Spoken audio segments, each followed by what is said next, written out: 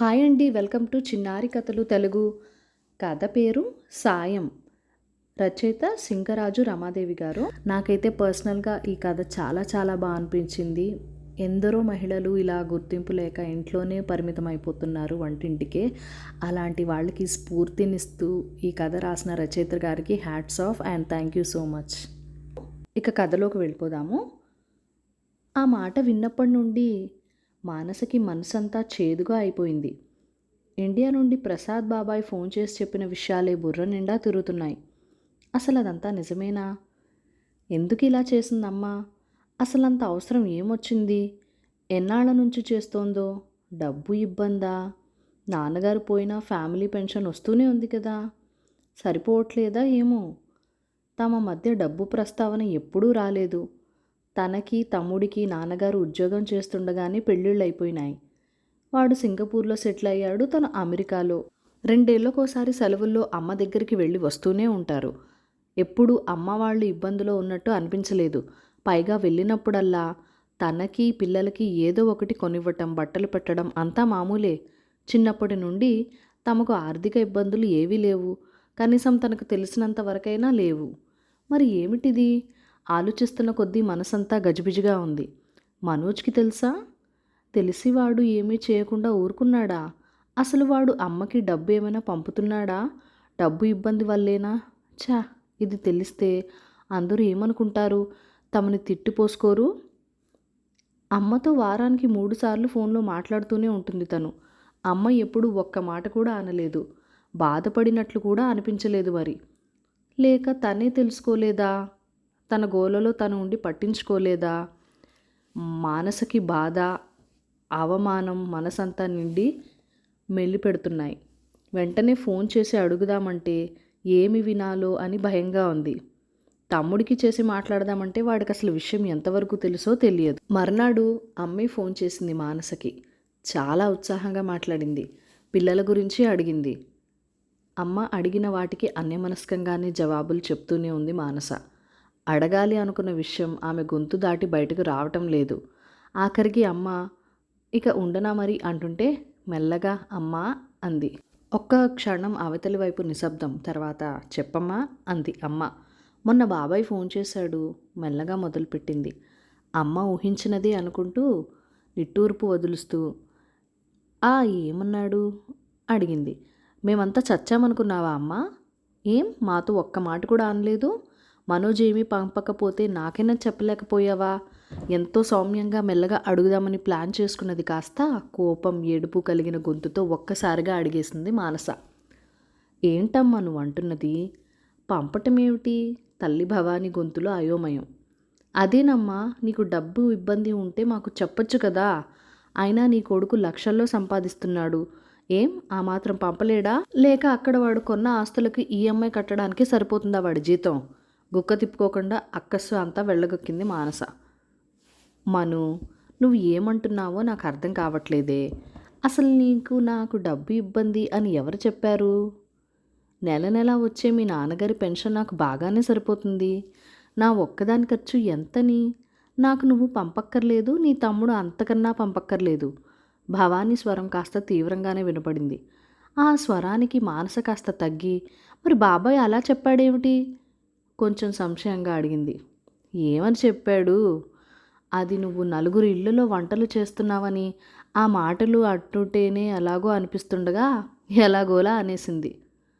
భవానీ ఏ భావము లేకుండా అలా అన్నాడా అంది.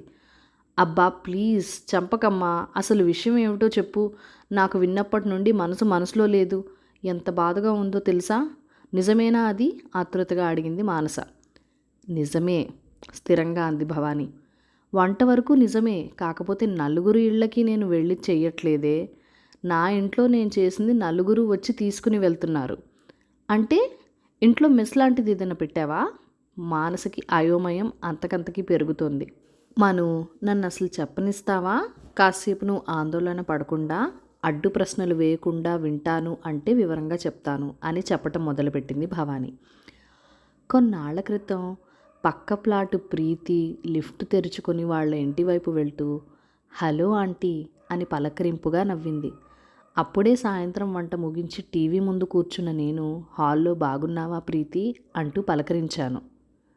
నీరసంగా నవ్వుతూ, లేదాంటీ, 2 రోజుల నుండి మోషన్స్, వామిటింగ్స్. ఇప్పుడే డాక్టర్ దగ్గరికి వెళ్ళి మందులు తెచ్చుకుంటున్నాను అంది. అరే అవునా, ఏమైంది? బయట ఫుడ్ ఏమైనా తిన్నారా, పడలేదా అడిగాను. మేము వారంలో 5 రోజులు బయట ఫుడ్డే కదా ఆంటీ. లంచ్ రోజు మా ఆఫీస్కి క్యాంటీన్లోనే. రాత్రి కూడా లేట్ అయితే బయట నుంచి ఆర్డర్ చేస్తాం.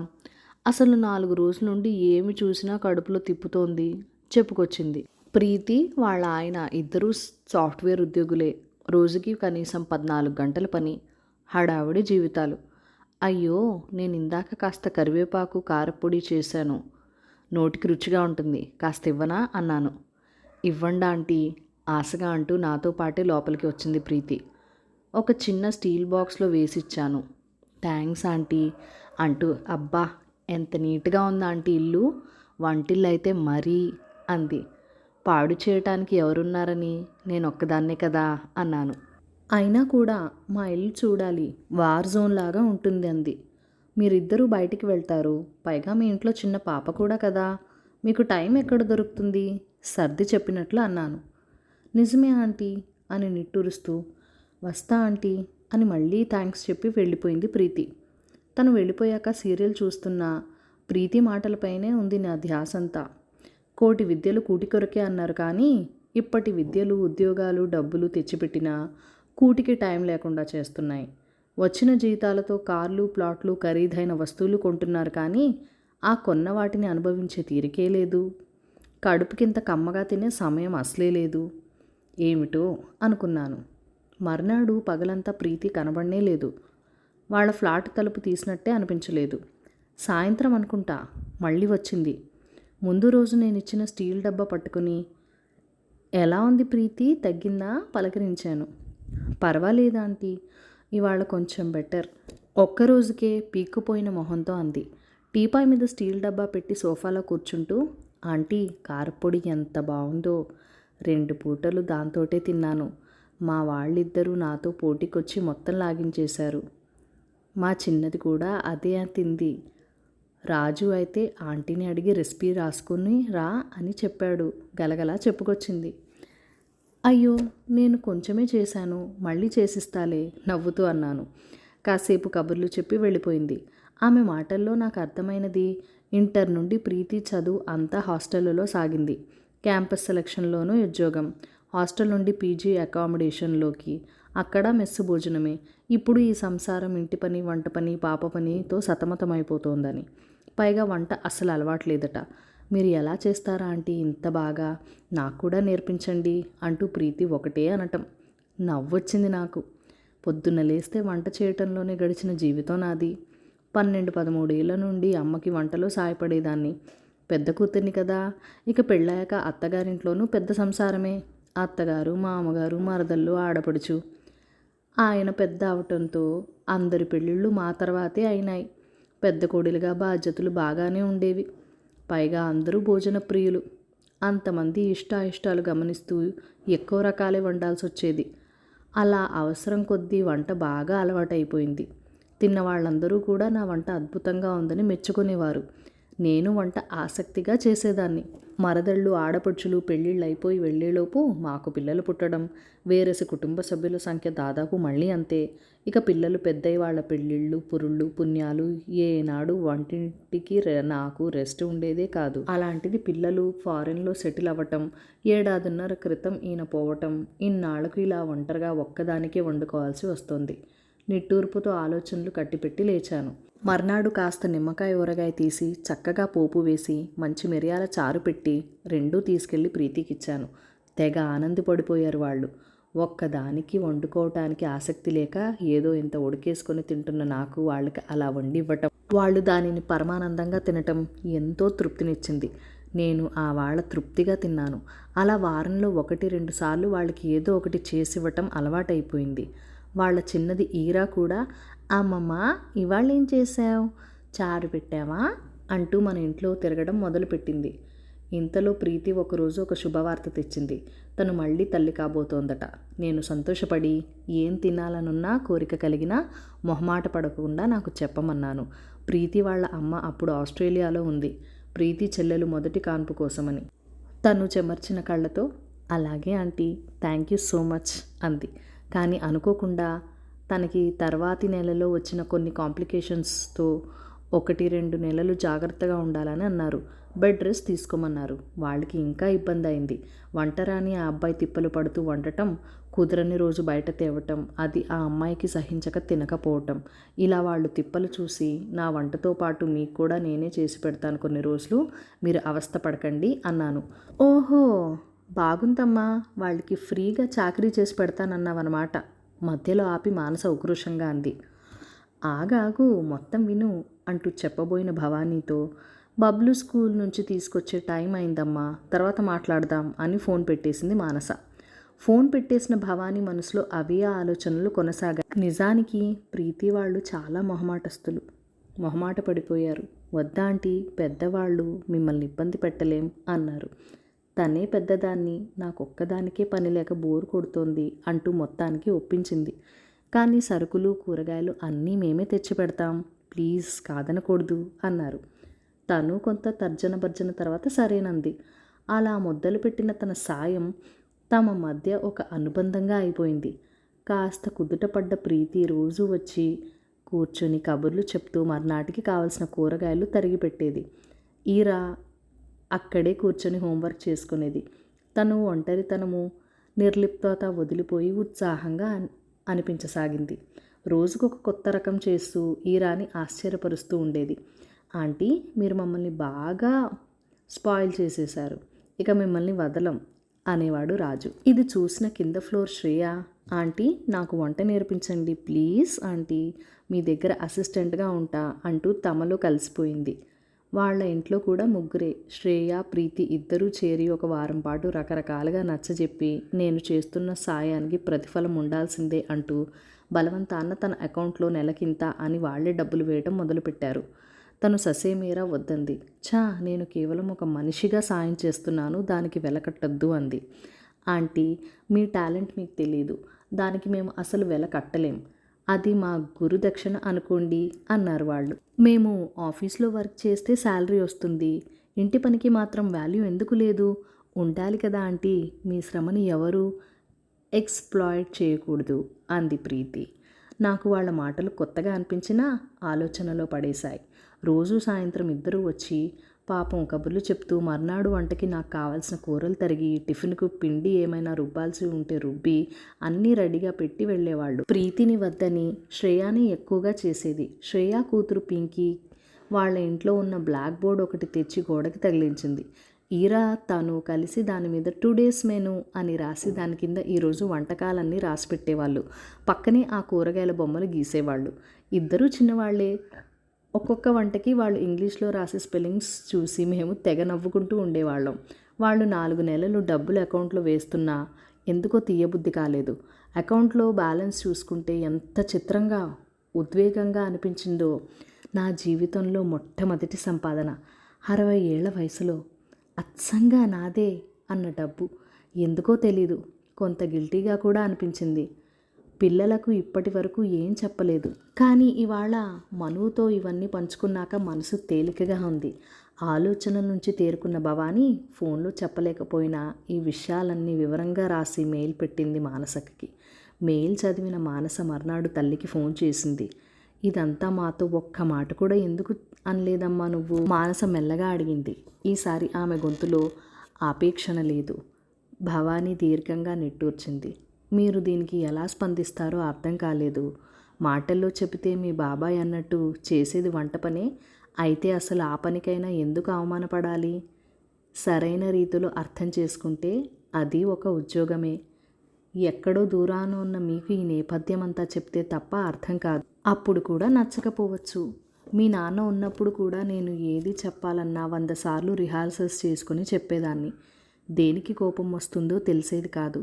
ఈ విషయం కూడా అందుకే మీకు చెప్పాలని ఎన్నోసార్లు నోటి వరకు వచ్చినా చెప్పలేదు, భవానీ మెల్లగా చెప్పింది.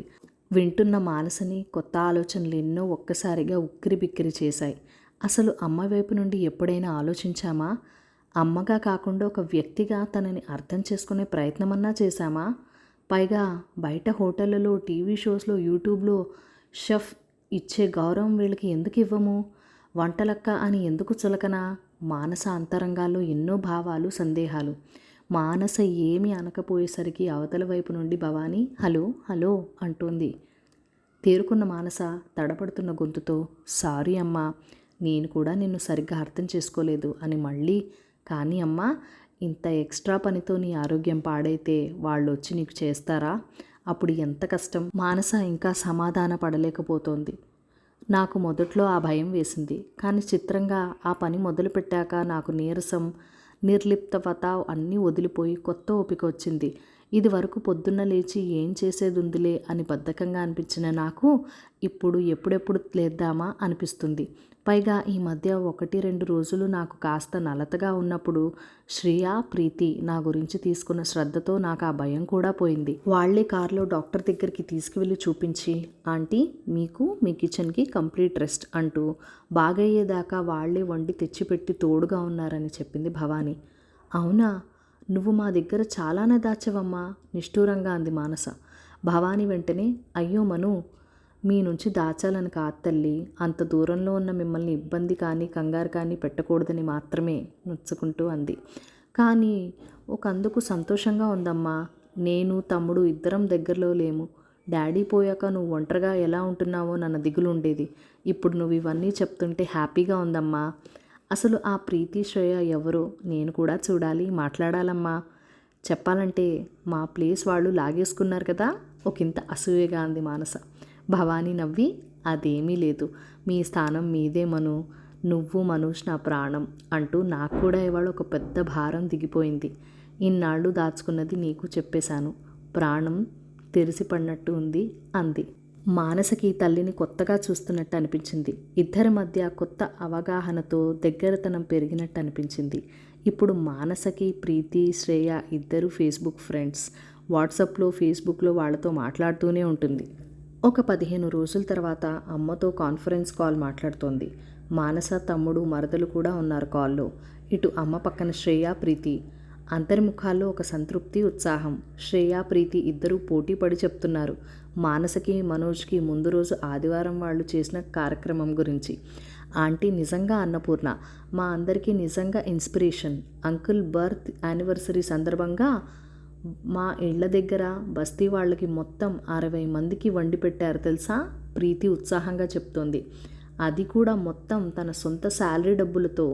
శ్రేయ పక్క నుండి అందిస్తోంది.